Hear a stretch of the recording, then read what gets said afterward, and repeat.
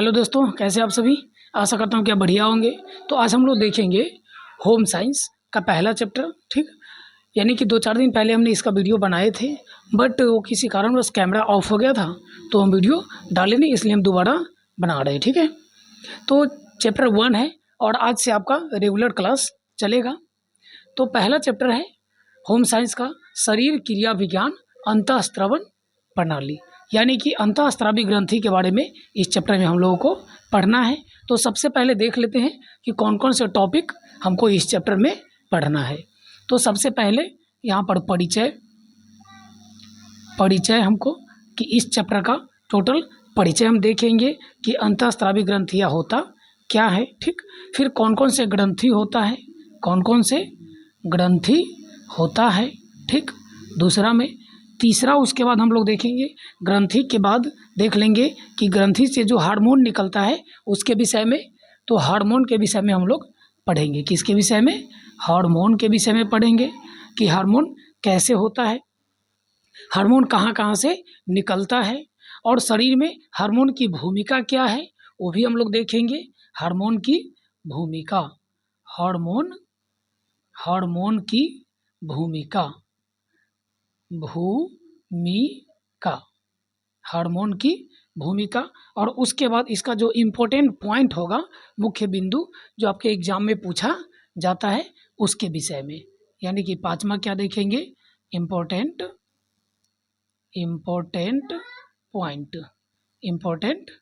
Points. ठीक, तो सबसे पहले हम लोग इसका परिचय देख लेते हैं कि आखिर में इस चैप्टर में हम लोग को क्या क्या देखना है। तो ये और टॉपिक जो है बहुत ही ज़्यादा बार क्वेश्चन में पूछा जा चुका है। सबसे पहले इसका परिचय देख लीजिए।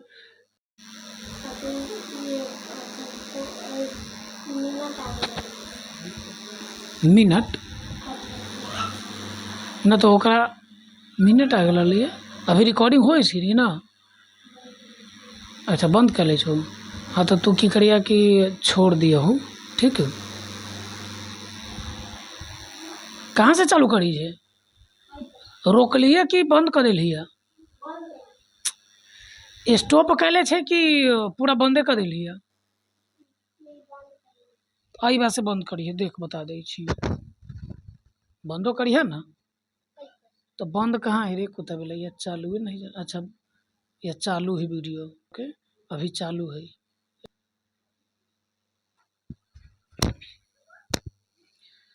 तो यानी कि सबसे पहले हम देखेंगे कि शरीर क्रिया के बारे में, किसके बारे में, शरीर क्रिया के बारे में, कि हमारे शरीर में जो क्रियाएं होती है वो कैसे होता है और कितने प्रकार के होते हैं शारीरिक क्रिया। यानी कि सबसे पहले इनको हम समझा देते हैं, फिर आपको हम लिखा देंगे। तो मानव क्रिया यानी कि क्या होता है, मानव क्रिया,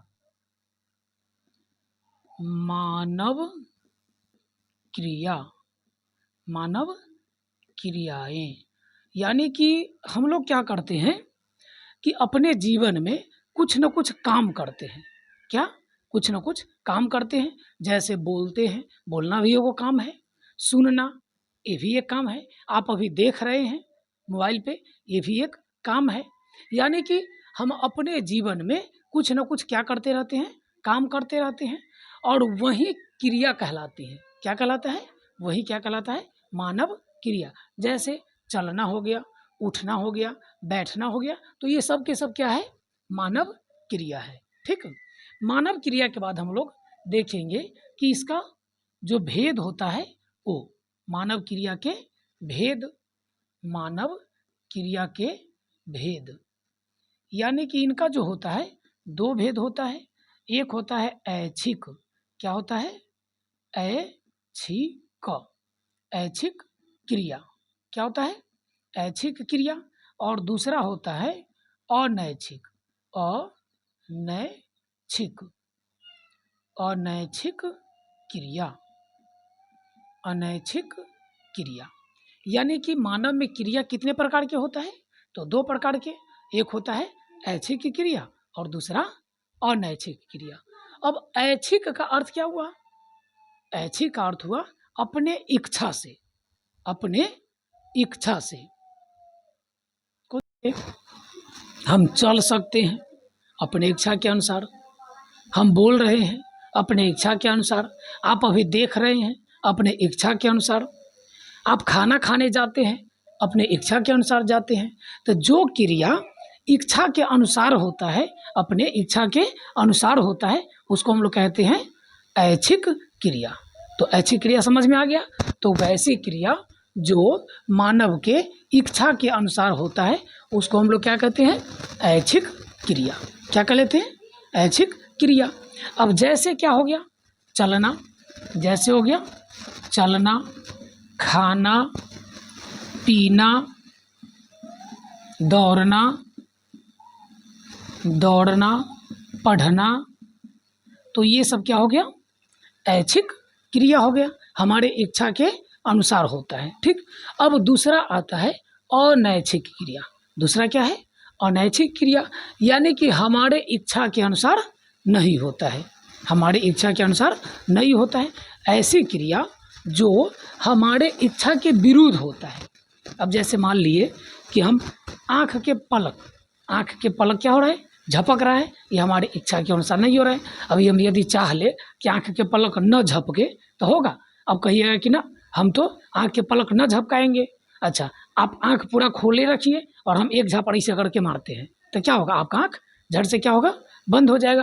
तो ये आपके इच्छा पर नहीं है। ठीक। उसी प्रकार से जैसे छींक आता है, क्या आता है? छींक आता है, तो आपकी इच्छा पर नहीं है, वो हमारे इच्छा के विरुद्ध है। जैसे मान लिए कि आप हाफी लेते हैं। ठीक। हाफी लेते हैं तो आप चाहिएगा तो उसको रोक ले तो रोक नहीं सकता है, तो वो सब क्या हो गया? अनैच्छिक क्रिया हो गया। तो अनैच्छिक क्रिया किसको कहेंगे? वैसी क्रिया जो मानव के इच्छा के विरुद्ध होता है, तो उसको हम लोग कहते हैं अनैच्छिक क्रिया। क्या कहते हैं? अनैच्छिक क्रिया। समझ में आ गया? चलिए, अब है कि अनैच्छिक क्रिया में कौन कौन आ जाता है? अनैच्छिक क्रिया में कौन कौन आ जाता है? अब जैसे देखिए, हृदय धड़कता है। क्या होता है? हृदय धड़कता है। आप चाहिएगा तो हृदय धड़के, न चाहिएगा तो नहीं धड़के। ऐसा हो सकता है? नहीं हो सकता है। यदि पलक झपकना, आप चाहेंगे तो होगा, नहीं चाहेंगे तो नहीं होगा, ऐसा बात नहीं है। ठीक। उसी प्रकार से आप सांस ले रहे हैं तो आपकी इच्छा के विरुद्ध है, आप चाहिएगा कि हम इसको रोक ले तो ये रुकने वाला है नहीं। ठीक। भोजन को पचना, आप जैसे खा लेते हैं, आप चाहिए कि ना हम भोजन को पचाएबे नहीं करेंगे, हम भोजन को पचाएबे नहीं करेंगे, 4 दिन तक ले ये भोजन रखेंगे पेट में, तो होगा? नहीं होगा। तो ये सब जो है अनैच्छिक क्रिया, यानी कि हमारे इच्छा के विरुद्ध है, तो इसको हम लोग कहते हैं अनैच्छिक क्रिया। ठीक। तो आपसे सिर्फ इतना ही क्वेश्चन में पूछेगा कि इनमें से अनैच्छिक क्रिया कौन है? तो पलक झपकना हो गया, हृदय धड़कना हो गया, भोजन के पचना हो गया, श्वास लेना हो गया, छींकना हो गया। ठीक। तो ये सब। अब हम लोग देख लेते हैं ग्रंथि के बारे में। ये दोनों तो हो गया खत्म। अब किसके बारे में देखेंगे? ग्रंथि के बारे में। तो मानव में कौन कौन से ग्रंथि होता है उसके बारे में हम लोग देखेंगे कि यहाँ पर कौन कौन से ग्रंथि है। तो उनको देखने के लिए यहाँ पर सबसे पहले जो ग्रंथि है हम लोग समझेंगे कि ग्रंथि होता क्या है। ग्रंथि होता क्या है? तो ग्रंथि जो होते हैं एक प्रकार के नाली होते हैं। नली जो होता है ना, उस प्रकार से होते हैं, जिससे कि हार्मोन निकलता है। क्या निकलता है? हार्मोन निकलता है। हमारे शरीर में एक प्रकार के अंग होता है, ये एक प्रकार के क्या होता है? ग्रंथि। ग्रंथि जो होते हैं हमारे शरीर में एक प्रकार के अंग होता है, जिससे रासायनिक पदार्थ निकलता है। जिससे क्या निकलता है? रासायनिक पदार्थ। तो उसको हम लोग कहते हैं ग्रंथि। तो यदि आपसे पूछे कि ग्रंथि किसको कहते हैं, इंग्लिश में इसको कहते हैं ग्लैंड। क्या कहते हैं? ग्लैंड। तो वे अंग जिनसे रासायनिक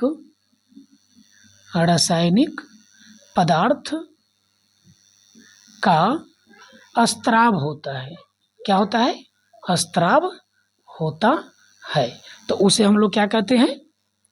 ग्रंथि। क्या कहते हैं? ग्रंथि।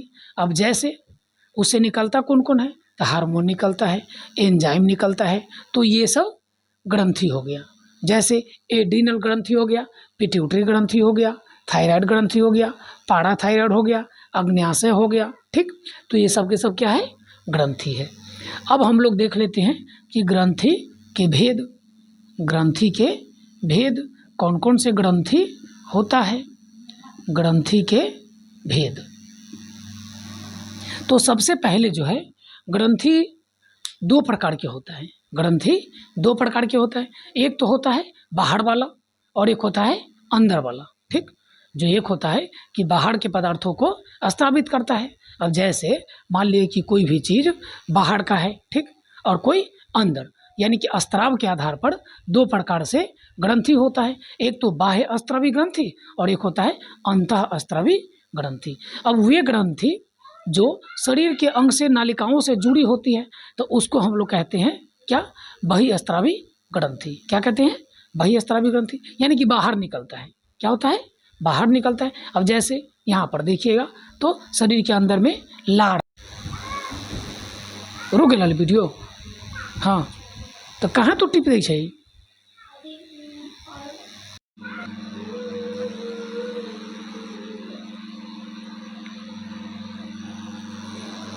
तो फालतू में मेहनत हो जाए तो गड़बड़, फिर तोरा रखला के कोनो फायदा ना होती। चलिए, तो ग्रंथि जो होता है वो दो प्रकार के होते हैं। स्त्राव के आधार पर ग्रंथि कितने प्रकार के होते हैं, दो प्रकार के होते हैं।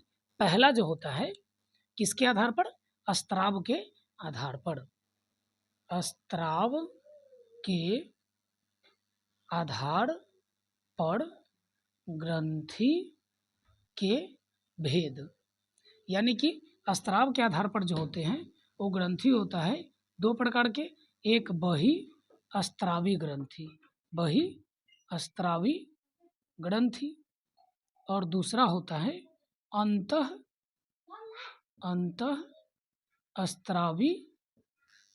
ग्रंथि। क्या होता है, अंतःस्त्रावी ग्रंथि। तो स्त्राव के आधार पर ग्रंथि कितने प्रकार के होते हैं, दो प्रकार के। पहला बहिःस्त्रावी यानी कि बाह्य स्त्रावी ग्रंथि, और दूसरा होता है अंतःस्त्रावी ग्रंथि, ठीक। अब हम लोग समझ लेते हैं कि बाह्य स्त्रावी ग्रंथि क्या होता है। तो देखिए, यह शरीर के बाहरी नली से जुड़ा होता है, यानी कि यह ग्रंथि जो होते हैं शरीर के दूसरे अंग से क्या होता है, जुड़ा रहता है, किसी न किसी रूप में दूसरे अंग से जुड़ा रहता है। अब जैसे देख लीजिए यहाँ पर लार ग्रंथि, जैसे आप जी मुंह बाइएगा तो यहाँ पर नीला कलर के ग्रंथि होगा, अपने अपने मुंह में देखिएगा, कीजिएगा तो यहाँ पर आपको नीले कलर के यानी कि नस दिखाई देगा, तो वही है जिसे कि लार आता है। क्या आता है, लार, यानी कि लेर जिसको कहते हैं। तो ये हो गया लार ग्रंथि। क्या हो गया, लार ग्रंथि, जिससे कि लार निकलता है। उसके बाद पसीना ग्रंथि, जिससे कि शरीर में से पसीना निकलता है। अब जैसे देख सकते हैं कि पसीना भी निकल रहा है, ठीक। तो पसीना ग्रंथि सब ये सब क्या हो गया, बाह्य स्त्रावी ग्रंथि में हो गया।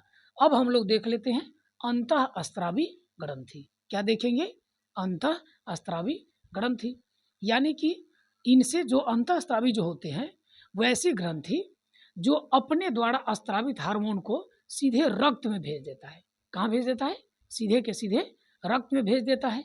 यानी कि अपने से जो निकलता है ना अंतःस्रावी ग्रंथि से, तो वो सीधे के सीधे कहाँ चला जाता है, रक्त में चला जाता है। कहाँ चला जाता है, रक्त में। अब जैसे यहाँ पर आया लार ग्रंथि से लार निकलेगा तो कहाँ पर आएगा, मुंह में आएगा। लेकिन अंतःस्रावी से ग्रंथि निकलेगा, उसमें से जो मतलब कि हार्मोन या एंजाइम निकलेगा, तो वो सीधा का सीधा कहाँ चला जाएगा, रक्त में चला जाएगा, और उसका प्रभाव हमारे शरीर पर सकारात्मक नकारात्मक दोनों रूप से पड़ने लगता है, ठीक है। तो अंतःस्रावी ग्रंथि समझ में आ गया कि वे ग्रंथि जो अपने द्वारा स्त्रावित हार्मोन को सीधे के सीधे कहाँ भेज देते हैं, तो सीधे के सीधे भेज देते हैं रक्त में। जैसे थायराइड ग्रंथि हो गया, जैसे थायराइड ग्रंथि हो गया, उसके बाद पाराथायराइड हो गया, पिट्यूटरी ग्रंथि हो गया, एड्रीनल ग्रंथि हो गया। तो ये सब आ जाता है किसमें, अंतःस्रावी ग्रंथि में। कौन सा ग्रंथि, पिट्यूटरी, पिट्यूटरी ग्रंथि, उसके बाद एड्रीनल हो गया, एड्रीनल, उसी प्रकार से और हो गया थायराइड ग्रंथि, थायराइड, थायराइड ग्रंथि। तो ये सब कौन सा है, अंतःस्रावी ग्रंथि है। ठीक, जैसा कि आप फिगर में ये सब अपना देख सकते हैं, फिगर हम आपको यहाँ पर लगा दिए हैं। ठीक, अब इसके अंतःस्रावी ग्रंथि से जो चीज निकलता है तो उसको हम लोग कहते हैं हार्मोन। क्या कहते हैं, हार्मोन। और बाह्य स्रावी से ग्रंथि से जो चीज निकलता है उसको हम लोग कहते हैं एंजाइम। क्या कहते हैं, एंजाइम। धुंधला धुंधला नहीं ना दिख रहा है, चलिए तो समझ में आ गया, बाह्य स्रावी ग्रंथि और अंतःस्रावी ग्रंथि दोनों। अब उसके बाद जो हम लोग देखेंगे कि इससे, जैसे कि पहला हो गया आपका पिट्यूटरी ग्रंथि, पहला क्या हो गया, पिट्यूटरी ग्रंथि। तो इसका भेद है, अंतःस्रावी ग्रंथि के कुछ भेद होते हैं, तो उनको हम लोग देखेंगे। यहीं पर लिख देते हैं, चलिए कोई बात नहीं। अंतःस्रावी ग्रंथि के भेद, अंतःस्रावी ग्रंथि के भेद। ठीक, तो पहला जो है आपका वो है पिट्यूटरी, पिट्यूटरी, पहला क्या है, पिट्यूटरी। ठीक, पिट्यूटरी ग्रंथि है। दूसरा जो है आपका थायराइड ग्रंथि है। दूसरा कौन सा ग्रंथि है, थायराइड ग्रंथि है, थायराइड, थायराइड ग्रंथि। ठीक, तीसरा जो आपका है पाराथायराइड, पाराथायराइड, पाराथायराइड। ठीक, और चौथा जो आपका है वो यहाँ के बाद नीचे तो एड्रीनल, क्या आता है, एड्रीनल, एड्रीनल ग्रंथि। ठीक, और उसके बाद पांचवा है, एड्रीनल के बाद आता है अग्न्याशय। कौन सा आ जाता है, अग्न्याशय, अग्न्याशय। ठीक, उसके बाद अग्न्याशय के जो नीचे होता है थाइमस ग्रंथि। कौन सा, थाइमस ग्रंथि, थाइमस, थाइमस ग्रंथि। तो ये सब जो है आपका ग्रंथि का भेद है, और सारे के सारे ग्रंथि होते हैं। ठीक, जैसे पीनियल ग्रंथि हो गया, पीनियल ग्रंथि हो गया, सातवां, सातवां क्या हो गया, पीनियल, पीनियल ग्रंथि। उसके बाद आठवां में अन्य ग्रंथि, और सारा ग्रंथि है, और ग्रंथि है। ठीक, लेकिन यहाँ पर जो हम लोग पढ़ेंगे, जो इम्पोर्टेंट सब होगा उसी के बारे में, जो इम्पोर्टेंट होगा उसी के बारे में हम लोग पढ़ेंगे। तो देखिए, सबसे पहले हम लोग देख लेंगे पीयूष ग्रंथि या फिर पिट्यूटरी ग्रंथि। इसका इंग्लिश नाम है पिट्यूटरी ग्रंथि, लेकिन हिंदी जो नाम है वो आपका है पीयूष ग्रंथि। क्या चीज है, पीयूष ग्रंथि। इंग्लिश नाम है पिट्यूटरी ग्रंथि। क्या चीज है, पिट्यूटरी ग्रंथि। ठीक है, चलिए तो सबसे पहले हम लोग जान लेंगे कि पिट्यूटरी ग्रंथि होता कहाँ पर है।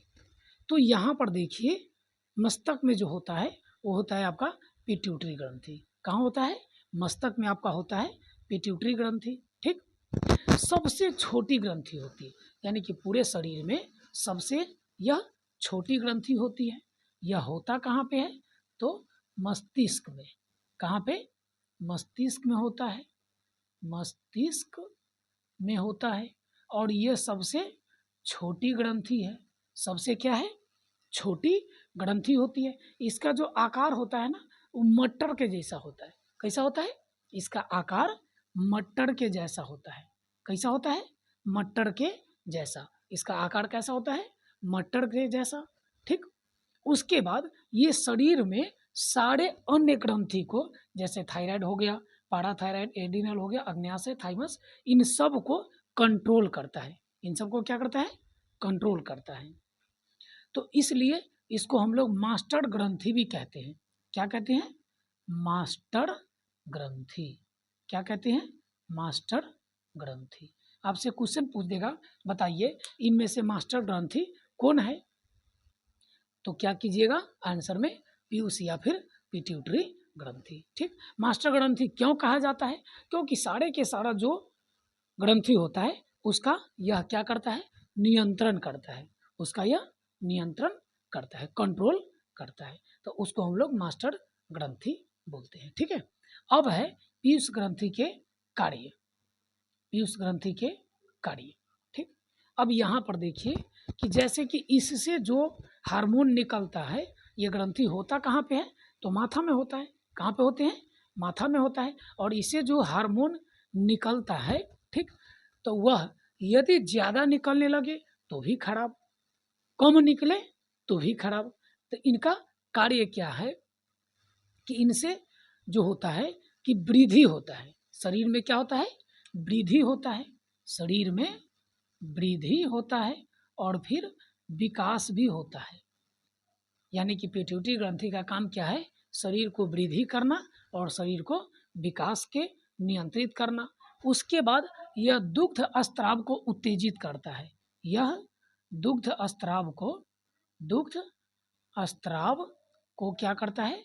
उत्तेजित करता है। यानी कि दुग्ध स्त्राव को भी उत्तेजित करता है, नियंत्रित भी करता है। ठीक, यह यौन और प्रजनन को नियंत्रित करता है। किसको? यौन प्रजनन को नियंत्रित करता है। किसको? उसके बाद यह शरीर में जल संतुलन बनाए रखता है। यह शरीर में क्या करता है? जल संतुलन को बनाए रखता है। जल संतुलन का काम करता है, काम करता है। ठीक, यानी कि इसका काम क्या क्या हो गया कि शरीर में वृद्धि तथा विकास को नियंत्रित करना, दुग्ध स्त्राव को नियंत्रित करना, यौन प्रजनन को नियंत्रित करना, जल संतुलन का नियंत्रित करना। यानी कि ये इनका काम हो गया। किसका काम? तो पिट्यूटरी ग्रंथि का कार्य। अब जैसे आपसे क्वेश्चन पूछ देगा कि बताइए इनमें से पिट्यूटरी ग्रंथि का काम क्या है, तो बताना पड़ेगा कि हाँ, शरीर में वृद्धि तथा विकास को नियंत्रित करना, दुग्ध स्त्राव को नियंत्रित करना, यौन प्रजनन को नियंत्रित करना, जल संतुलन को नियंत्रित करना। तो ये काम सब जो है सो किसका है? तो पिट्यूटरी ग्रंथि का है। ठीक, अब है कि पिट्यूटरी ग्रंथि से जो हार्मोन निकलता है वो यानी कि कुछ खराब भी होता है और कुछ बढ़िया भी होता है। अब जैसे इसका अधिक स्त्राव होने लगे तो क्या होगा? अधिक स्त्राव से, यानी कि पिट्यूटरी ग्रंथि से जो हार्मोन निकलता है यदि वो ज़्यादा निकलने लगे तो क्या होगा? यदि ज़्यादा निकलने लगे तो क्या होगा? तो लोगों में जैंगेटिज्म नामक बीमारी आ जाती है। कौन सा बीमारी? जैंगेटिज्म। तो आपको याद रखना है जैंगेटिज्म, जैंगेटिज्म बीमारी, जिसको हम लोग कहते हैं क्या? लंबा हो जाता है आदमी। क्या हो जाता है? बहुत ज़्यादा लंबा हो जाता है और एकदम पतला रहता है। ठीक, उसको हम लोग कौन सा बीमारी कहते हैं? जैंगेटिज्म। ठीक, यदि कम निकलने लगेगा तो भी क्या हो जाएगा? यदि कम निकलने लगेगा तो हो जाएगा आदमी बौना। क्या हो जाएगा? बौना। बौना मतलब जानते हैं ना किसको कहते हैं? बौना किसको कहते हैं? जो छोटा होता है। जो क्या होता है? छोटा होता है। जैसे आप बौने हैं, है कि नहीं? नहीं, आप नहीं, बल्कि यहाँ पर जो बैठा हुआ है वो बौना है, जिसको हम लोग बंठा भी कहते हैं। क्या कहते हैं? बंठा भी कहते हैं। तो ज़्यादा निकलने से क्या होगा? जैंगेटिज्म बीमारी। कम निकलने से क्या होगा? बौनापन। क्या होगा? बौनापन। ठीक, और इससे एक और हार्मोन निकलता है जिसका नाम होता है पिटरेसिन। क्या होता है? पिटरेसिन। उसका नाम क्या है? पिटरेसिन। पिटरेसिन। इनसे जो हार्मोन निकलता है वो निकलने लगता है पिटरेसिन। तो उसके कमी से, पिटरेसिन की कमी से लोगों में क्या आ जाता है? आलसी आ जाता है। क्या आ जाता है? आलसी। और वो आदमी क्या हो जाता है? मोटा होने लगता है। क्या होने लगता है? मोटा।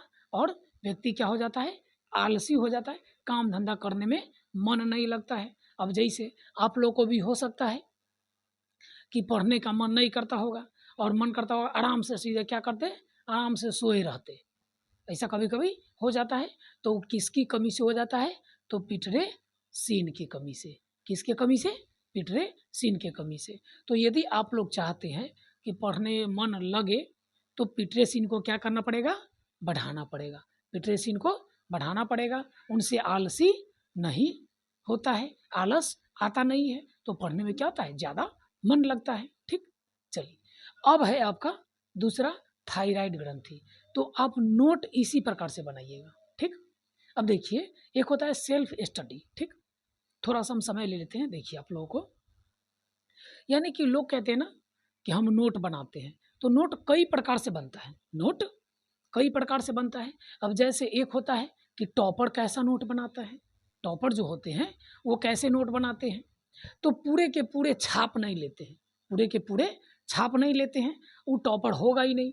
क्योंकि टॉपर क्या करता है कि अपने से नोट बनाता है, क्या करता है, अपने से नोट बनाता है। अब जैसे आप हमको देखिएगा तो यहाँ पर आपको एकदम शॉर्ट भाषा में लिखे हैं, किस भाषा में, शॉर्ट भाषा में। तो आप भी इसी प्रकार से नोट बनाइएगा। बाकी पीपीटी आपको मिलेगा या पीडीएफ मिलेगा तो उसमें पूरे के पूरे डिटेल रहेगा। तो नोट अपने हाथ से ही बनाना चाहिए ताकि याद करने में और हर चीज़ रखने में थोड़ा सहूलियत हो। अब जैसे देखिए, इसको आप देखिएगा हमेशा, कभी भी देखिएगा तो यदि आप नोट बनाए रहिएगा तो कितना बढ़िया होगा।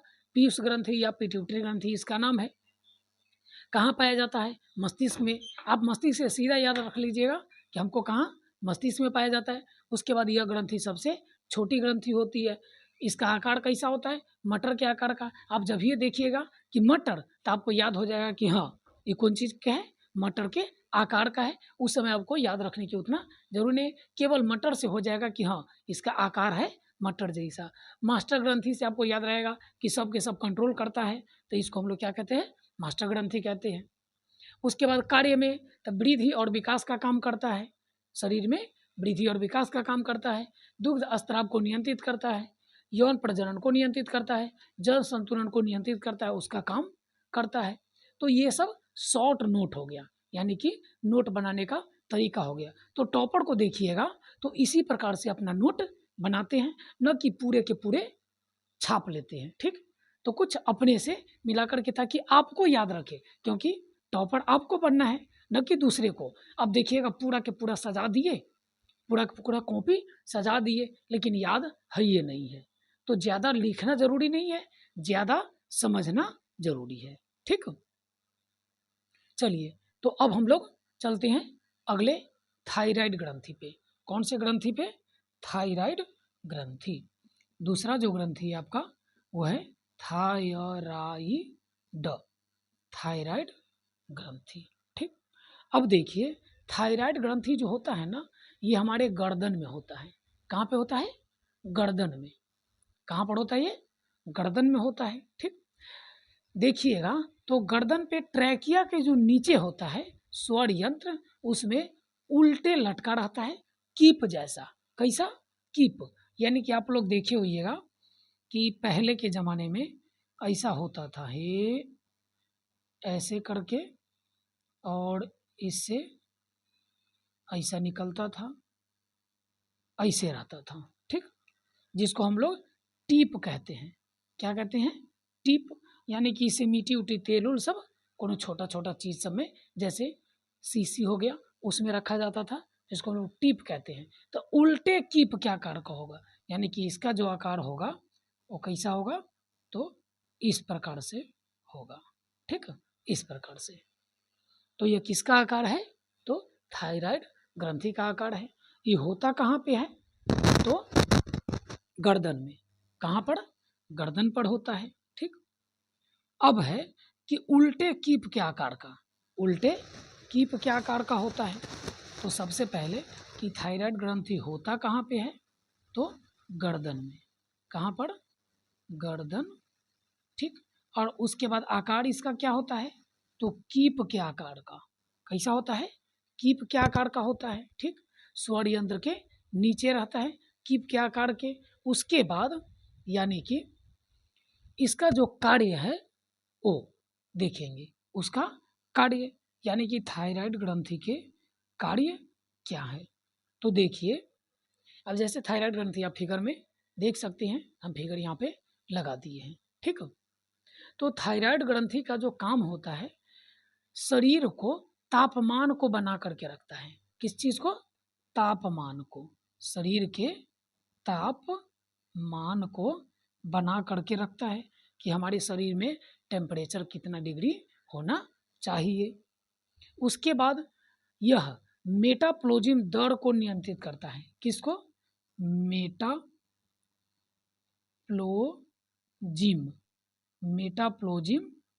के दर को नियंत्रित करता है। अब यहाँ पर आप कहिएगा कि सर मेटाप्लोजिम है क्या? तो मेटाप्लोजिम जो है वो आपका एक प्रकार के हार्मोन है, शरीर में क्या है? हार्मोन है, ठीक। उसके बाद यह ग्लूकोज के मात्रा को भी नियंत्रित करता है। थायराइड ग्रंथि किसकी मात्रा को नियंत्रित करता है? ग्लूकोज के मात्रा को, यानी कि ग्लूकोज जो रक्त में होता है ना, आंत के ग्लूकोज रक्त तथा उत्पादन को नियंत्रित करता है। यानी कि यह ग्लूकोज की मात्रा को नियंत्रित करता है। किसकी मात्रा को? ग्लूकोज की मात्रा को, ठीक। यानी कि हमारे शरीर में यदि ग्लूकोज की मात्रा बढ़ जाए तो क्या हो सकता है? मधुमेह रोग हो सकता है। क्या हो सकता है? मधुमेह रोग हो सकता है, ठीक। तो उसको भी ये नियंत्रित करता है। उसके बाद यह जो ग्रंथि होता है थायरॉक्सिन हार्मोन निकालता है। क्या करता है? थायरॉक्सिन हार्मोन निकालता है। कौन सा हार्मोन? थायरॉक्सिन हार्मोन निकालता है। क्या निकालता है? निकालता है। यह कौन सा हार्मोन निकलता है? थायरॉक्सिन हार्मोन निकलता है। थायरॉक्सिन हार्मोन कहाँ से निकलता है? तो थायराइड ग्रंथि से निकलता है। कहाँ से निकलता है? थायराइड ग्रंथि से निकलता है, ठीक है। चलिए, इसको आप क्या कीजिए, एक बार स्क्रीनशॉट ले लीजिए या फिर 1 मिनट रुक जाइए, फिर हम आपको बता देंगे, ठीक। तो इससे जो ज़्यादा स्त्राव होगा थायरॉक्सिन हार्मोन, यदि निकलना क्या हो जाएगा? बंद हो जाएगा, ठीक। तो शरीर में आयोडीन की कमी हो जाएगा। क्या हो जाएगा? कमी। थायरॉक्सिन हार्मोन निकलता है जिसमें आयोडीन की मात्रा काफ़ी होता है, ठीक। यदि वो काम करना बंद कर दे तो आदमी को गलगंड बीमारी हो जाता है। कौन बीमारी हो जाता है? गलगंड, जिसको हम लोग कहते हैं घेघा रोग। क्या कहते हैं? घेघा रोग। तो आपको क्वेश्चन पूछेगा कि घेघा रोग किसकी कमी से होती है? तो आयोडीन की कमी से। किसकी कमी से? आयोडीन की कमी से, ठीक। चलिए, तो इसका आप स्क्रीनशॉट ले लीजिए, तब तक हम देख लेते थे कि बनता है या नहीं बनता है।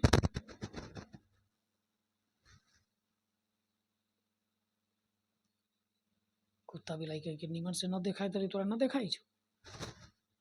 एना रहे के एकदम फ्रेश फालतू में तू हो दिमाग ज़्यादा न लगबै छे।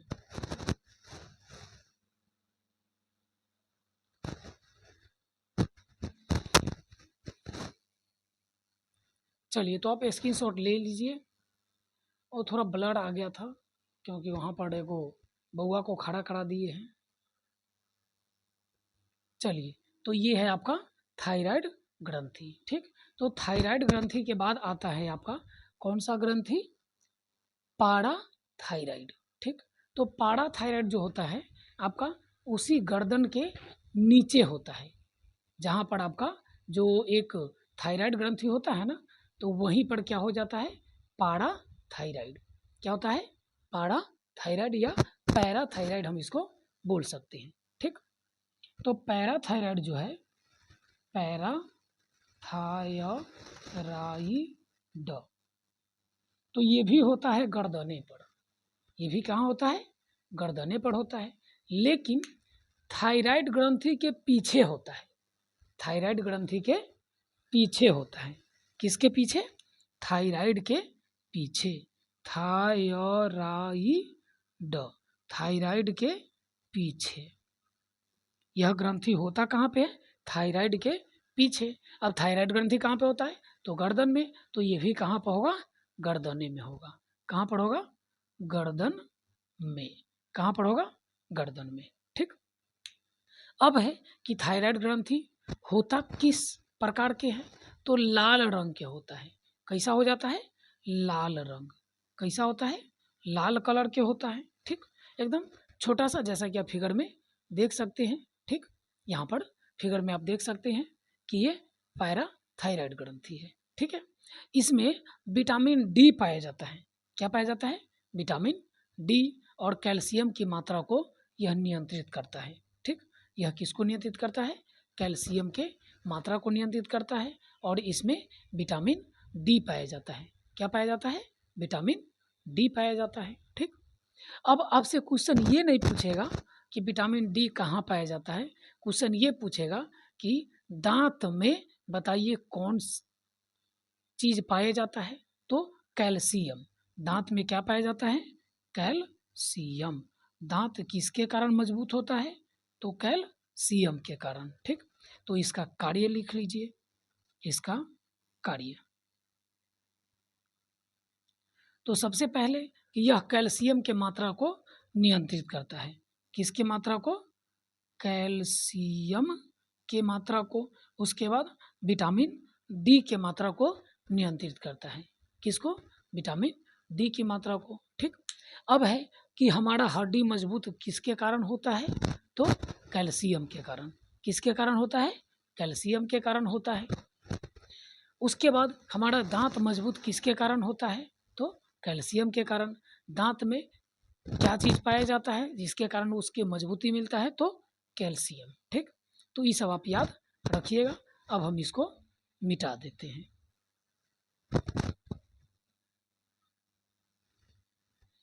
चलिए, आप लोग वीडियो को शेयर करते रहिए।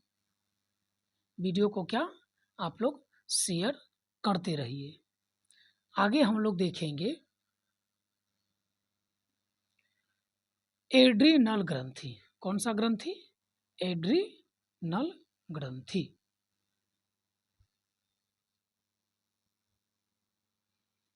चलिए, तो एड्रीनल जो ग्रंथि आपका है तो वह बहुत ही महत्वपूर्ण ग्रंथि है। बहुत ही महत्वपूर्ण ग्रंथि है। कौन सा ग्रंथि? एड्रीनल। अच्छा, अभी हम लोगों ने क्या क्या पढ़ लिए बताइए? क्या क्या हम लोग पढ़ लिए हैं? तो एक पढ़े पिट्यूटरी ग्रंथि, और दूसरा पढ़े थायराइड, और तीसरा पैराथायराइड। अब हम लोग क्या देखेंगे? एड्रीनल ग्रंथि। क्या देखेंगे? एड्रीनल। ठीक, जिसको हम लोग कहते हैं अधिवृक्क। क्या कहते हैं? अधिवृक्क। दो का होगा इसमें, जिसको एड्रीनल, एड्रीनल भी कहते हैं। अधिवृक्क, तो अधिवृक्क का फिगर देख सकते हैं। यहाँ पर फिगर हम लगा दिए हैं। ये आपका अधिवृक्क यानी कि किडनी। किडनी और एड्रीनल ग्लैंड दोनों इसमें है। ठीक है, तो सबसे पहले कि अधिवृक्क होता कहाँ है, ये सबसे पहले जानना जरूरी है। तो उदर गुहा के ऊपरी भाग में, उदर गुहा के ऊपरी भाग में होती है। इसकी संख्या 2 होती है। इसकी संख्या कितनी होती है? 2 होती है। उसके बाद इसका आकार जो होता है तिकोने आकार का होता है। कैसा आकार के? तिकोने आकार के होता है। और प्रत्येक ग्रंथि के बाहरी भाग को हम लोग कॉर्टेक्स बोलते हैं, और आंतरिक भाग को क्या बोलते हैं? तो मेडुला बोलते हैं। क्या बोलते हैं? मेडुला। यानी कि इसका आकार जो होता है इस प्रकार का, यहां पर जैसे कि हो गया ना। ठीक, तो ये आपका हो गया किडनी। क्या हो गया? किडनी हो गया। लेकिन इसी में देखिएगा तो यहाँ पर जो है एड्रीनल रहता है। क्या रहता है? एड्रीनल। क्लियर दिखा रहा है? चलिए, तो एड्रीनल सबसे पहले पाया कहाँ जाता है? तो उदर गुहा के ऊपरी भाग में। उदर गुहा के ऊपरी भाग में। उदर गुहा के ऊपरी भाग में। इसकी संख्या कितनी होती है? तो 2। इनकी संख्या कितनी होती है? 2 होती है। इसका आकार कैसा होता है? तो तिकोना। क्या होता है? तिकोना। इसका आकार कैसा होता है? तिकोना होता है। इसके आगे के भाग को हम लोग कॉर्टेक्स बोलते हैं। आगे के भाग को कॉर्टेक्स बोलते हैं, कॉर्टेक्स। और पीछे के भाग को मेडुला। क्या बोलते हैं? मेडुला। ठीक, तो ये आपको याद रखना है कि एड्रिनल के आगे के भाग को क्या बोला जाता है? तो कॉर्टेक्स। आगे यहाँ पर लिख लो, आगे के भाग, और यहाँ पर पीछे के भाग। ठीक, चलिए, आगे के भाग को क्या बोला जाता है? कॉर्टेक्स। और पीछे के भाग को क्या बोला जाता है? मेडुला। ठीक, अब है कि अधिवृक्क के कार्य क्या है? अधिवृक्क के कार्य क्या है? इसका कार्य हम लोग देख लेते हैं। कार्य, तो देखिए, एड्रिनल जो होता है किडनी टाइप के। ठीक, तो यह तनाव को नियंत्रित करता है। किसको? तनाव में क्या करता है? सहायता करता है। तनाव, तनाव को सहायता करता है। दूसरा, ब्लड प्रेशर। ठीक, हृदय की धड़कन को बना करके रखता है। हृदय की धड़कन को बना करके रखता है। हृदय, हृदय की धड़कन को, धड़कन को बना कर रखता है। ठीक, हृदय की धड़कन को बना करके रखता है। उसके बाद शरीर में ऊर्जा प्रदान करता है। शरीर में क्या करता है? ऊर्जा प्रदान करता है। क्या? ऊर्जा। शरीर में ऊर्जा को प्रदान करता है। डर हो गया, भय हो गया, तनाव तो लिखिए दिए हैं, तो इन सब को भी नियंत्रित करता है। कौन? तो एड्रिनल। सबको क्या करता है? नियंत्रित। सबको नियंत्रित करता है। कौन करता है? तो एड्रिनल। ठीक है, अब है कि एड्रिनल के यदि अधिक स्त्राव होने लगे, ज़्यादा यदि निकलने लगे, तो क्या होगा? यदि एड्रिनल के अधिक स्त्राव से,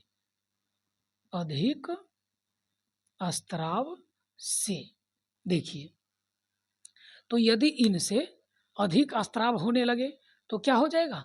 हृदय की धड़कन अच्छा नहीं रहेगा। हृदय की धड़कन जानते हैं ना, कि जो बीपी जो होता है, क्या होता है? बीपी, ब्लड प्रेशर जो होता है। ठीक, उससे भी ये डिपेंड पड़ जाता है। साधारण भाषा में मतलब कि आप कहिएगा कि यदि इसका अधिक स्त्राव होने लगे तो आदमी को उत्तेजना आ जाता है। क्या आ जाता है? उत्तेजना आ जाता है। उसके बाद उसका त्वचा के रोंगटा जो होता है ना, वो खड़ा हो जाता है। बात बात पे क्या हो जाएगा? खड़े हो जाएगा। वह व्यक्ति लड़ने के लिए ज़्यादा कोशिश करेगा।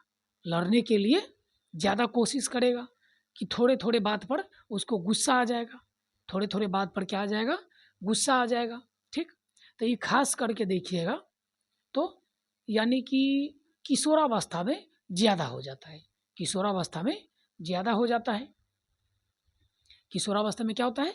ज़्यादा। थोड़ा 1 सेकंड रुकिएगा, देख लेते हैं वीडियो बन रहा है या नहीं बन रहा।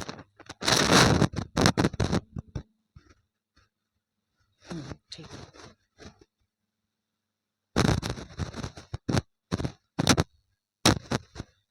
हाँ, तो बता रहे थे कि किशोरावस्था में ये सब ज़्यादा हो जाता है, ताकि वो लड़ने के लिए, भागने के लिए व्यक्ति क्या हो जाता है?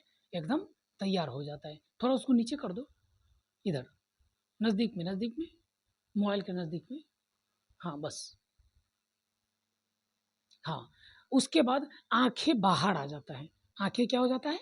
बाहर आ जाती है, यानी कि फूल जाता है और लाल टाइप के हो जाता है। आंखें देखिएगा तो इस प्रकार के हो जाएगा। ठीक, जैसे ये आँख हो गया। ठीक, तो इस प्रकार से यानी कि आँख थोड़ा बाहर आ जाता है और इस पर लगेगा कि सूजन हो गया है। क्या हो गया है? सूजन हो गया है। ठीक। और रक्त जो होता है ब्रेन की ओर बढ़ने लगता है। किसकी ओर? ब्रेन की ओर बढ़ने लगता है, जिससे उसको ब्रेन हैमरेज कहते हैं, यानी कि ब्रेन हैमरेज हो जाता है। ठीक। तो ये सब उनका कार्य है। आगे आपका है अग्न्याशय। अगला क्या है? अग्न्याशय। अग्न्याशय।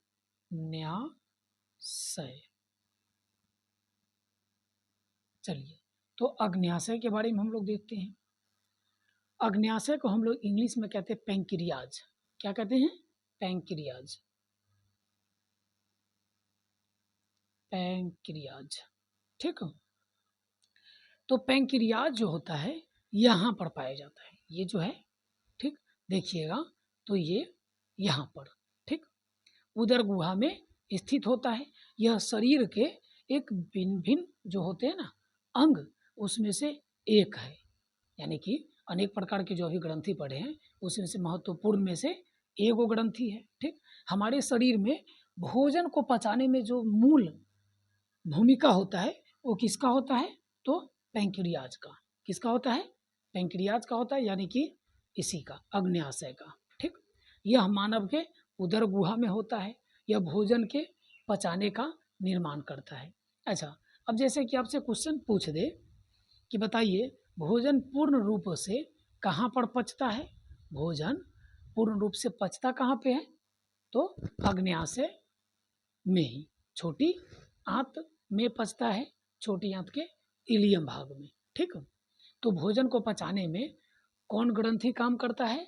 तो पैंक्रियाज। कौन सा ग्रंथि? पैंक्रियाज। ठीक। यह ग्लूकोज की मात्रा को नियंत्रित करता है। किसको? ग्लूकोज की मात्रा को नियंत्रित करता है भोजन को पचाने में। उसके बाद ग्लूकोज की मात्रा। ठीक।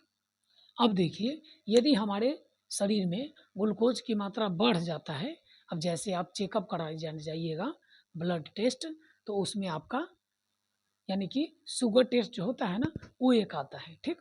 तो उसमें देखिएगा तो नॉर्मल आदमी का जो होता है वो आपका 140 हाई होता है, और नीचे जो होता है आपका वो यानी कि आपका 70 होता है।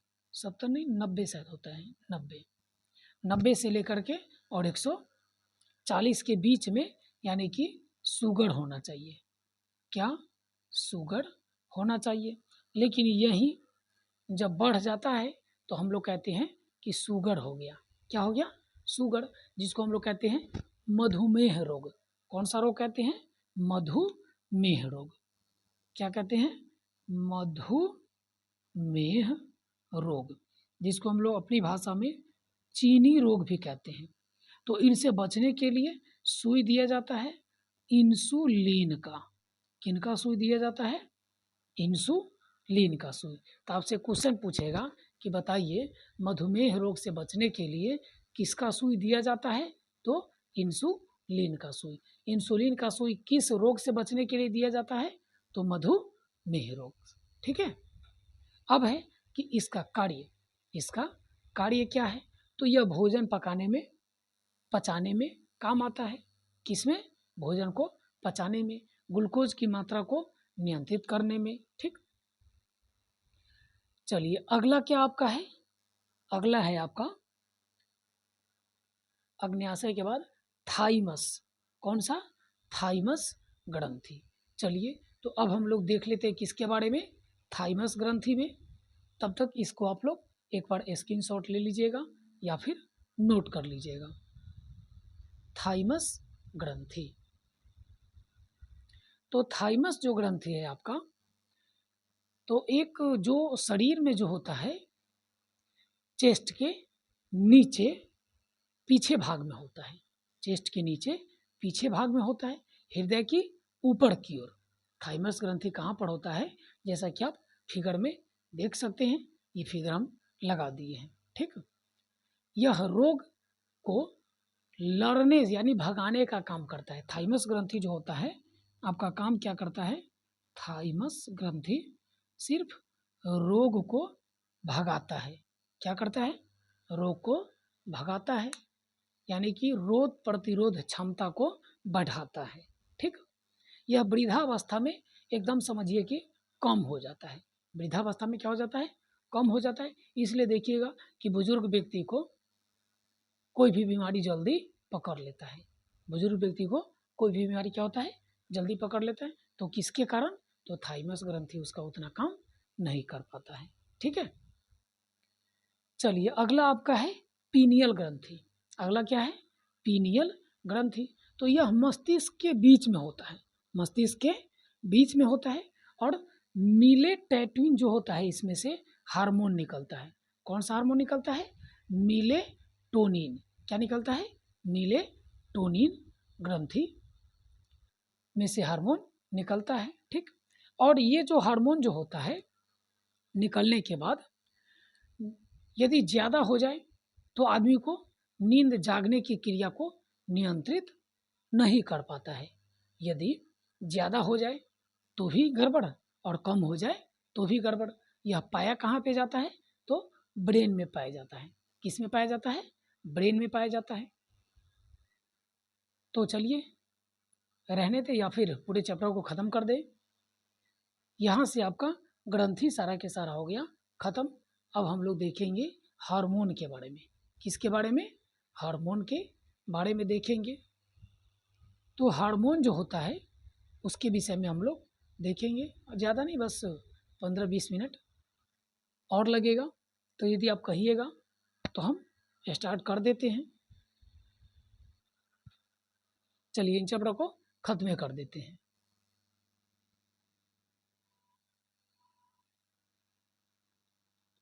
जय जय राम जय सिया राम,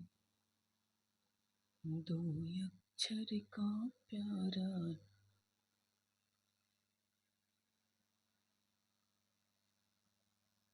बोल ठीक है, वीडियो के बंद कर दा। वही बात से हाँ आइबा बैठी छै तो देखाई छै ना।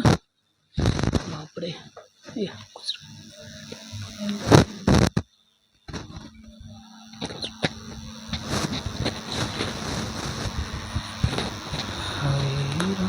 निकाल लो।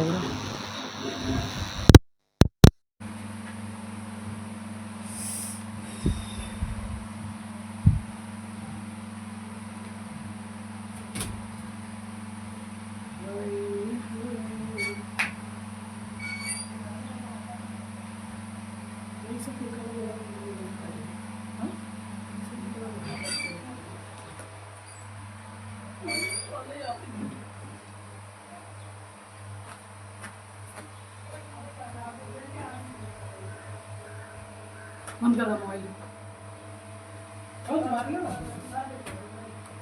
मार देखता कि ध्यान रहे कि हाँ चालू है कि ना है।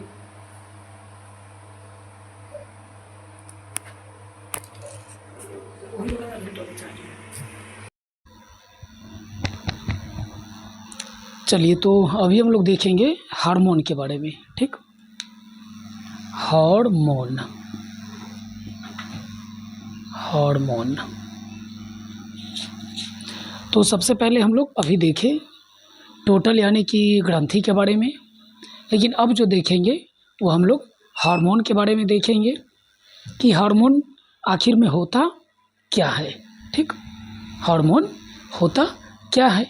तो हार्मोन जो होता है एक प्रकार के रासायनिक पदार्थ होता है।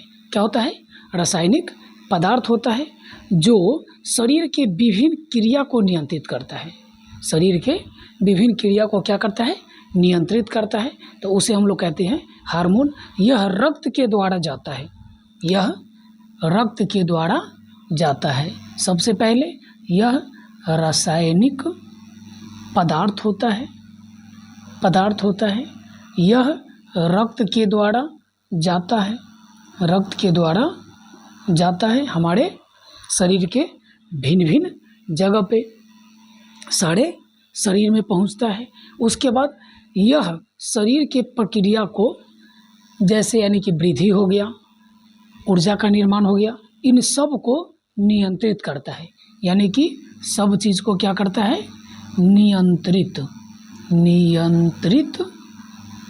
करता है।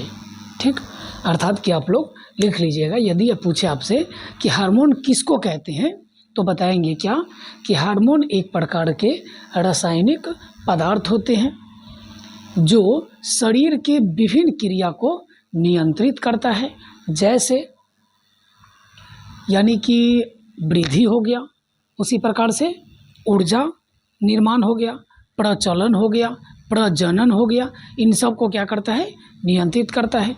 यह शरीर में एक जगह से दूसरे जगह रक्त के द्वारा जाता है। किसके द्वारा जाता है, रक्त के द्वारा जाता है।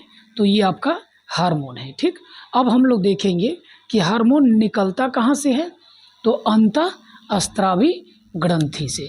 हार्मोन निकलता कहाँ से है, तो अंतःस्रावी ग्रंथि। किन से निकलता है, अंतःस्रावी ग्रंथि से।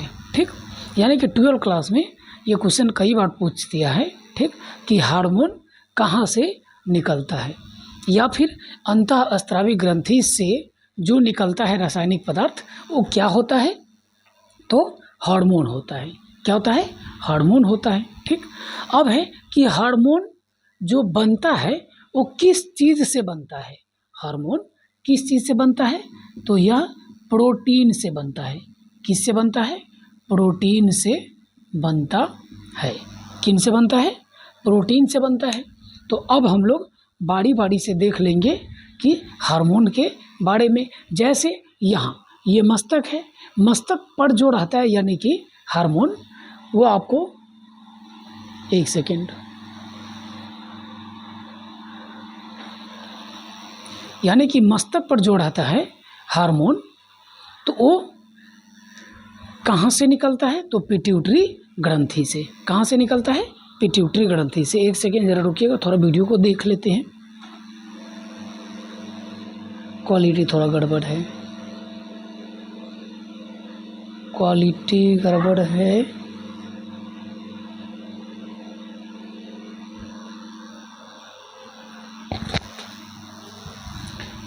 तो हार्मोन जो होता है हमारे शरीर में अनेक प्रकार के वर्क को करता है, अनेक प्रकार के वर्क को करता है। अब जैसे हार्मोन का कार्य क्या हुआ कि यह शरीर की उपापचय पर नियंत्रण रखता है। क्या रखता है, नियंत्रण रखता है। उसके बाद अग्न्याशय, जो हम लोग पीछे पढ़े हैं। ठीक, अग्न्याशय से जो पाचक रस निकलता है ना, वो हमारे शरीर में यानी कि भोजन को पचाने का काम करता है। किसका काम करता है, भोजन को पचाने का काम इन्हीं के द्वारा होता है। किसके द्वारा, हार्मोन के द्वारा ही। उसी प्रकार से यानी कि श्वास दर हो गया, या फिर बीपी हो गया, ब्लड प्रेशर हो गया, या फिर हृदय की धड़कन हो गया, तो सबको कंट्रोल करने का काम कौन करता है, तो ये सारा के सारा हार्मोन का ही काम होता है। ठीक, जैसे अभी हम लोग कुछ देर पहले पढ़े कि इंसुलिन के बारे में। ठीक, जो कि पैंक्रियाज से निकलता है। ठीक, तो पैंक्रियाज में जो होता है ग्लूकोज की मात्रा यदि बढ़ जाता है तो हमारे शरीर में कौन सी बीमारी हो जाता है, तो चीनी नामक जो बीमारी होता है वो हो जाता है, चीनी नामक बीमारी। तो क्वेश्चन आपसे ये पूछ लेता है कि बताइए कि इंसुलिन की सुई का उपयोग किस रोग में किया जाता है, किस रोग में किया जाता है, तो डायबिटीज यानी कि चीनी जो रोग होता है ना, मधुमेह रोग, तो उसमें आपका किसका इंजेक्शन दिया जाता है, तो इंसुलिन का। ठीक, प्रजनन में भी यानी कि हार्मोन काम करता है। किसमें, प्रजनन में भी हार्मोन काम करता है, यानी कि शरीर के समुचित वृद्धि, बाह्य वातावरण को अनुकूलन यानी कि समन्वय करता है। तो ये सारा काम किसका होता है, हार्मोन का। किसका कार्य होता है, हार्मोन का। अब हम लोग बारी बारी से हार्मोन को देख लेंगे। तो पहला जो हार्मोन आपका है वो है एस्ट्रोजन हार्मोन। कौन सा है, एस्ट्रोजन,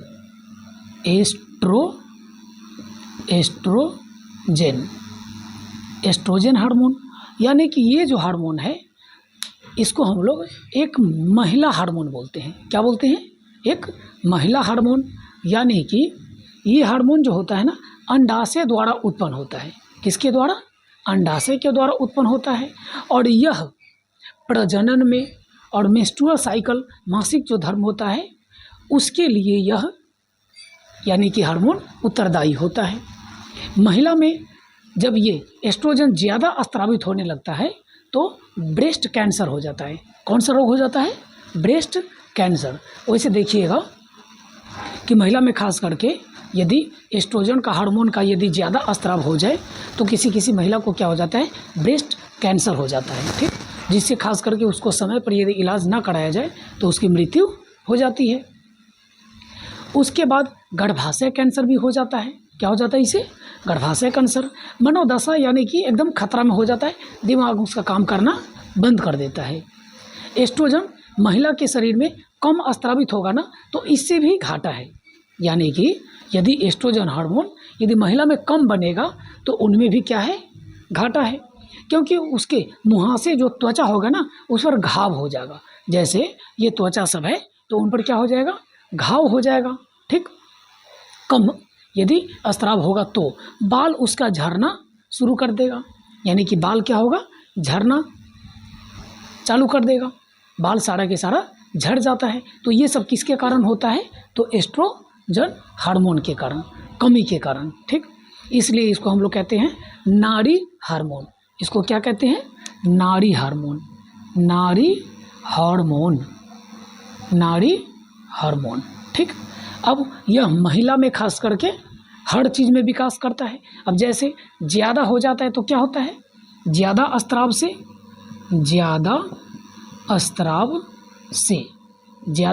क्या होता है? Breast cancer. क्या होता है? Breast cancer. ब्रेस्ट कैंसर होता है। उसके बाद गर्भाशय कैंसर होता है, गर्भाशय कैंसर, ठीक।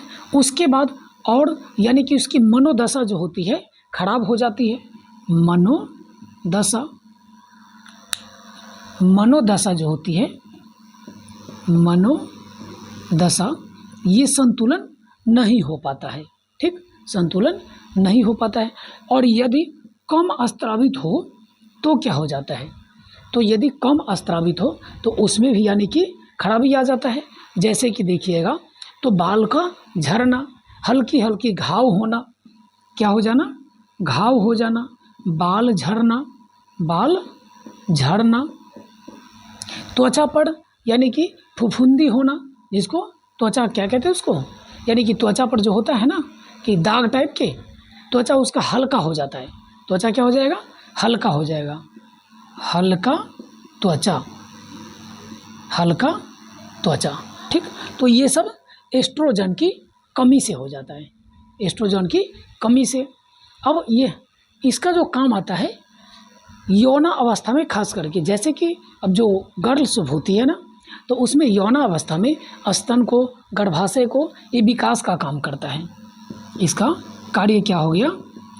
स्तन, उसके बाद यानी कि गर्भाशय, इनका विकास, इनका क्या कराना? विकास, ठीक। तो ये सब के सब काम किसका होता है? तो ये हार्मोन, ठीक।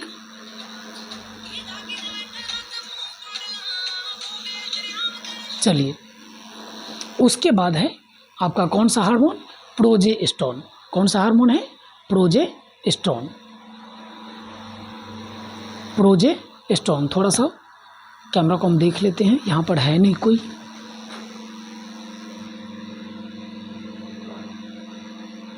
चलिए अब सही है। तो प्रोजेस्टेरोन जो हार्मोन है तो उसके विषय में क्या नाम है? प्रोजेस्टेरोन, ठीक। तो देखिए ये हार्मोन जो होता है तो कॉपर्स लुटियस नामक पीली ग्रंथि से इसका स्राव होता है। किससे? कॉपर्स लुटियस पीली ग्रंथि से। किस ग्रंथि से? पीली ग्रंथि से। यानी कि आपके क्वेश्चन पूछेगा कि बताइए प्रोजेस्टेरोन कहाँ से स्रावित होता है, तो क्या बताना पड़ेगा कि कॉपर्स लुटियस नामक पीली ग्रंथि से इसका स्राव होता है। किसका स्राव? प्रोजेस्टेरोन का। किसका? प्रोजेस्टेरोन का, ठीक।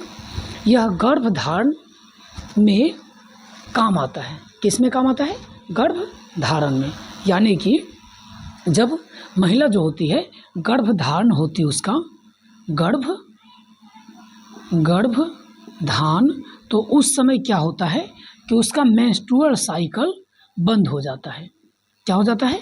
बंद हो जाता है। और जो उसका रक्त जो होता है ना, रक्त जो बचा रहता है वह भ्रूण के पोष में काम आ जाता है। किसके काम में? भ्रूण के पोषने में काम आ जाता है, उसके पोषक तत्व के समान में अपना काम आने लगता है। तो आपका ये काम क्या हो गया, इसका कार्य हो गया कि मेंस्ट्रुअल साइकिल को भी नियंत्रित करता है, यानी कि मेंस्ट्रुअल साइकिल को नियंत्रित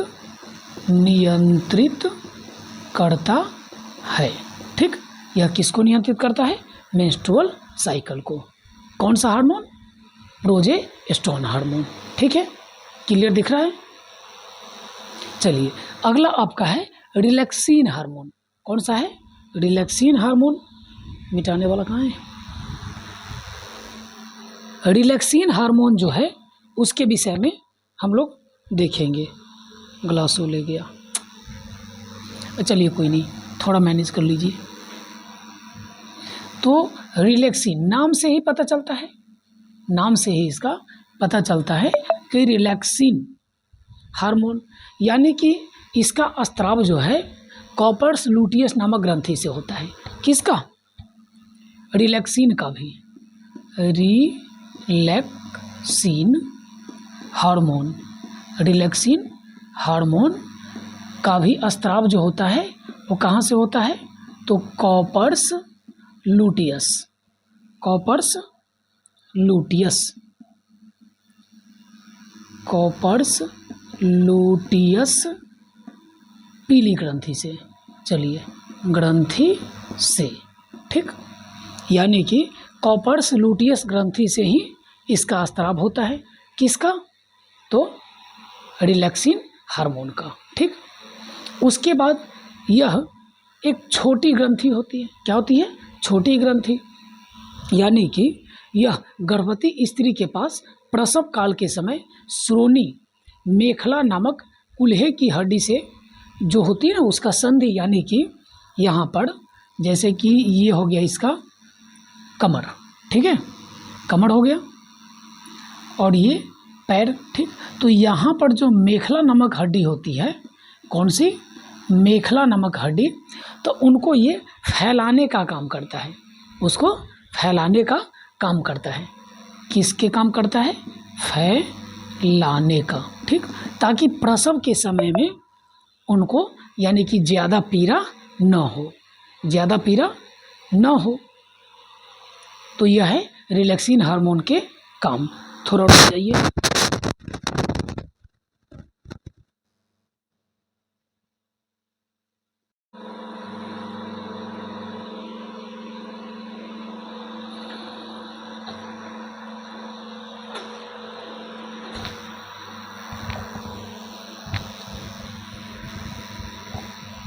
चलिए, तो अभी हम लोग देख रहे थे रिलैक्सिन हार्मोन के बारे में, ठीक।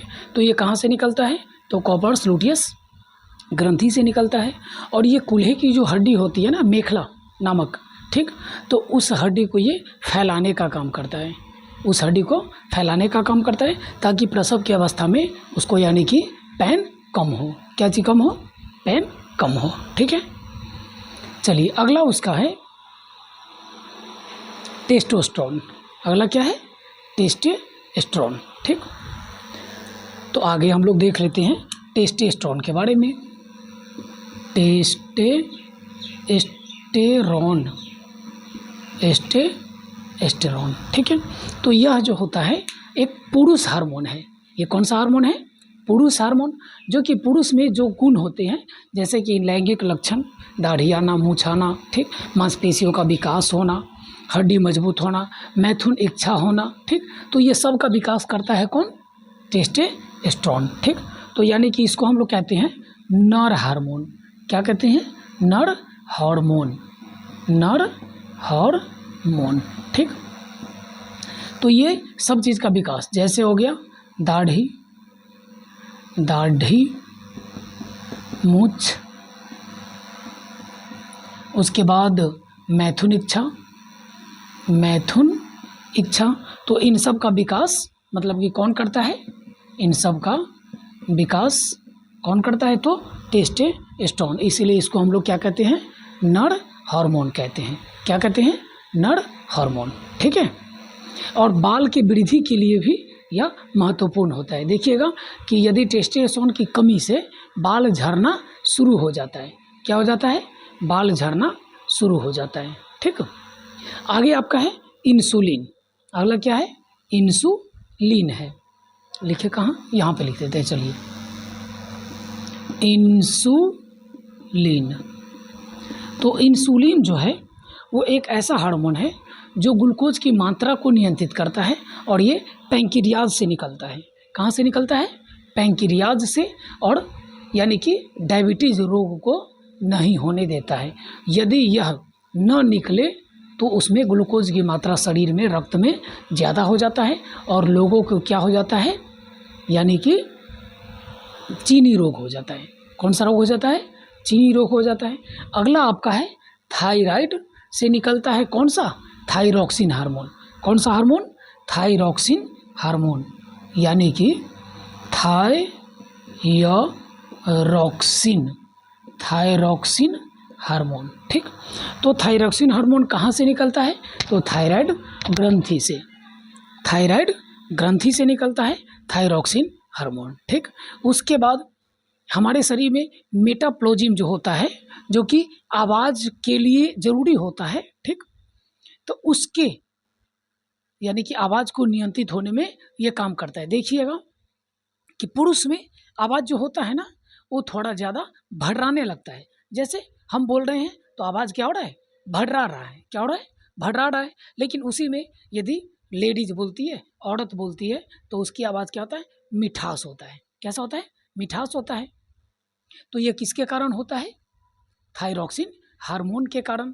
किसके कारण, थायरॉक्सिन हार्मोन के कारण। और हमारे शरीर में मेटाप्लोजिम जो होता है वह किसको नियंत्रित करता है, मेटाप्लोजिम। मेटाप्लोजिम किसको नियंत्रित करता है, तो आवाज़ को। किसको, आवाज़ को। ठीक। तो इस तरह का देखिएगा कि आवाज़ जो होता है ना एकदम मीठा होता है, और उसी पर तुम लोग क्या हो जाते हो, एकदम पूरा के पूरा फिदा हो जाते हो। क्या होते हो, फिदा हो जाते हो। तो उसकी यानी कि खूबसूरती नहीं, किसका खूबसूरती है, तो मेटाप्लोजिम की। किसका, मेटाप्लोजिम का, जो कि उसकी आवाज़ को क्या कर देता है, मधुरता बना देता है। क्या बना देता है, मधुरता। एक सेकेंड रुकिएगा, थोड़ा चेक कर लेते हैं एक और।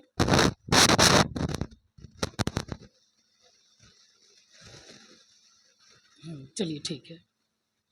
तो आवाज़ को क्या कर देता है, मधुरता बना देता है। तो किसके कारण होता है, मेटाप्लोजिम के कारण। तो थायरॉक्सिन हार्मोन से यानी कि निकलता है, थायरॉक्सिन हार्मोन किससे निकलता है, थायराइड ग्रंथि से निकलता है। यह मूल रूप से कितने होते हैं, तो दो हार्मोन होते हैं। ठीक। एक हार्मोन हमारे जो होते हैं मेटाप्लोजिम, जो आवाज़ को नियंत्रित करता है। किसको, आवाज़ को नियंत्रित करता है। थायरॉक्सिन हार्मोन गलघंट नामक बीमारी को भी नियंत्रित करता है। किसको, गलघंट नामक बीमारी को। ठीक। ये शरीर में वजन को भी नियंत्रित करता है। ये हमारे शरीर में किसको, वजन को भी नियंत्रित करता है, तापमान को भी, त्वचा, बाल, इन सब को नियंत्रित करता है। ठीक। अब इसको तो मिटाने वाला तो है नहीं। तो ये था आपका थायरॉक्सिन हार्मोन। क्या था, थायरॉक्सिन हार्मोन। अब अगला जो आपका है वो हार्मोन कौन सा है, तो उसका नाम है आपका यानी कि सेरोटोनिन। कौन सा है, सेरोटोनिन। देखिए इसी से लिख देते हैं, सेरोटोनिन। ठीक। तो ये जो हार्मोन है यह मनोदशा को बढ़ाता है। किसको बढ़ा देता है, मनोदशा को बढ़ाता है। ठीक। इसको हम लोग नेचुरल फील बोलते हैं। क्या बोलते हैं, नेचुरल फील के नाम से भी जानते हैं। यह सीखने और स्मृति की शक्ति को बढ़ाता है। यह सीखने और स्मरण शक्ति को क्या करता है, बढ़ाता है, नींद को विनियमित करता है, पाचन मूड को भी नियंत्रित करता है। तो ये हार्मोन इन सब काम में आता है। ठीक, आगे है एड्रीनल से जो हार्मोन निकलता है उसका नाम क्या है? एड्रेनाइलिन। क्या है? एड्रेनाइलिन। ठीक, तो एड्रेनाइलिन जो हार्मोन होता है उसका काम क्या है? अधिवृक्ष से जो निकलता है एड्रेनाइलिन, तो उसका काम क्या है कि इसको हम लोग आपातकालीन हार्मोन कहते हैं। क्या कहते हैं? आपातकालीन हार्मोन, क्योंकि यह तनाव से लड़ने में मदद मिलता है। अब जैसे देखिएगा, किसी को डिप्रेशन में जाते हुए तो उसका एड्रेनलिन काम करना बंद कर देता है। क्या कर देता है? एड्रेनलिन काम करना बंद कर देता है। तो उस जगह पर कौन सा काम आता है? तो यही हार्मोन उसमें बंद हो जाता है, जो कि वो डिप्रेशन में चला जाता है। ठीक, उसके बाद हमारा ये हार्मोन सब हो गया खत्म। ठीक, अब थोड़ा एक बार हम देख लेते हैं वीडियो को। चलिए, अब यानी कि जो इम्पोर्टेंट पॉइंट है उसको हम लोग देख लेते हैं। तो सबसे पहले हम लोग पढ़ें पिट्यूटरी ग्रंथि के बारे में। किसके बारे में पढ़ें? पिट्यूटरी ग्रंथि के बारे में पढ़ें। पिट्यूटरी ग्रंथि को क्या कहते हैं हम लोग? मास्टर ग्रंथि कहते हैं। क्या कहते हैं? मास्टर ग्रंथि कहते हैं। यह ग्रंथि सारे के सारे ग्रंथि को क्या करता है? नियंत्रित करता है। मानव में सबसे छोटी ग्रंथि होती है कौन? पिट्यूटरी ग्रंथि। और सबसे बड़ी ग्रंथि कौन होती है? थायराइड ग्रंथि होती है। थायराइड ग्रंथि होता कहाँ पे है? तो गला में, गर्दन में होता है। पिट्यूटरी ग्रंथि कहाँ होता है? मस्तिष्क में होता है। उसका आकार कैसा होता है? मटर के आकार का होता है। उसके बाद वृक्क के बारे में हम लोग पढ़े, किडनी के बारे में। तो आपसे क्वेश्चन पूछेगा कि वृक्क का संरचनात्मक एवं क्रियात्मक इकाई क्या होता है? तो नेफ्रॉन होता है। वृक्क का संरचनात्मक एवं क्रियात्मक इकाई क्या होता है? तो नेफ्रॉन होता है। क्या होता है? नेफ्रॉन होता है। उसके बाद तंत्रिका तंत्र का जो इकाई होता है वो क्या होता है? न्यूरॉन। क्या होता है? न्यूरॉन होता है। हमारे शरीर में सबसे बड़ा कोशिका जो है वो कौन सा है? तंत्रिका तंत्र। सबसे बड़ा कोशिका कौन है? तंत्रिका तंत्र है। उसके बाद तंत्रिका तंत्र जो है उसका महत्वपूर्ण भाग कौन सा है? तो ब्रेन, मस्तिष्क है। क्या है? मस्तिष्क है। उसके बाद हम लोग आगे देखें थायराइड ग्रंथि के बारे में। तो थायराइड ग्रंथि से थायरोक्सिन हार्मोन निकलता है। यदि यह न निकले तो आयोडीन की मात्रा गड़बड़ हो जाएगा। तो उसके लिए कौन सा रोग होता है? तो गलगंड। कौन सा रोग होता है? गलगंड रोग हो जाता है, यानी कि घेघा रोग हो जाता है। तो आयोडीन की कमी से कौन सा रोग होता है? घेघा रोग होता है। अग्न्याशय जो है एक प्रकार की मिश्रित ग्रंथि है। अच्छा, आदमी के ब्रेन का जो यानी कि वजन होता है वो कितना होता है? ब्रेन का वजन जो होता है वो 1300 से लेकर के 1400 ग्राम तक होता है। ठीक, यानी कि आपको 1300 1400 के बीच में 1350 ले लीजिए, वो ऑप्शन में रहेगा तो उनको लगा दीजिएगा। ठीक, मानव शरीर के सबसे बड़ी ग्रंथि कौन सी होती है? मानव शरीर के सबसे बड़ी ग्रंथि कौन सी होती है? तो यकृत। क्या होता है? यकृत, यानी कलेजी। ठीक, विटामिन डी की कमी से कौन सा रोग होता है? रिकेट्स। विटामिन डी की कमी से कौन सा रोग होता है? रिकेट्स होता है। इंसुलिन का सुई कब लिया जाता है? इंसुलिन का सुई कब लिया जाता है? तो जब चीनी रोग हो जाता है तब उनसे बचने के लिए। ठीक, अंतःस्रावी ग्रंथि से जो रासायनिक पदार्थ निकलता है उसको हम लोग क्या कहते हैं? तो हार्मोन कहते हैं। क्या कहते हैं? हार्मोन कहते हैं। जीवन रक्षक हार्मोन कौन होता है? तो एड्रीलाइनिन। कौन होता है? एड्रीलाइनिन होता है। कहाँ से निकलता है? तो एड्रीनल से निकलता है। कहाँ से निकलता है? एड्रीनल से निकलता है। अग्न्याशय से जो हार्मोन निकलता है वो किसके काम में आता है? तो भोजन को पचाने में काम आता है। किस में आता है? भोजन को पचाने में। ठीक, तो ये सब के सब हम लोग इम्पोर्टेंट पॉइंट देखें। अब आपका ये चैप्टर सारा के सारा खत्म होता है। अगले दिन इसका हम क्या लाएंगे? ऑब्जेक्टिव क्वेश्चन लाएंगे। ठीक, वो सारा के सारा आपको करा देंगे। ठीक, अब यदि आपको ये वीडियो अच्छा लगा हो तो आप वीडियो को एक बार लाइक कर दीजिए और अपने दोस्तों को क्या कर दीजिए? एक बार शेयर कर दीजिए। उसके बाद यदि कोई डाउट हो तो आप कमेंट में पूछ सकते हैं कि हाँ सर, यहाँ पर डाउट मुझे हुआ है हम एक्सप्लेन करने की कोशिश आपको करेंगे। तब तक मिलेंगे अगले वीडियो में, तब तक के लिए जय हिंद।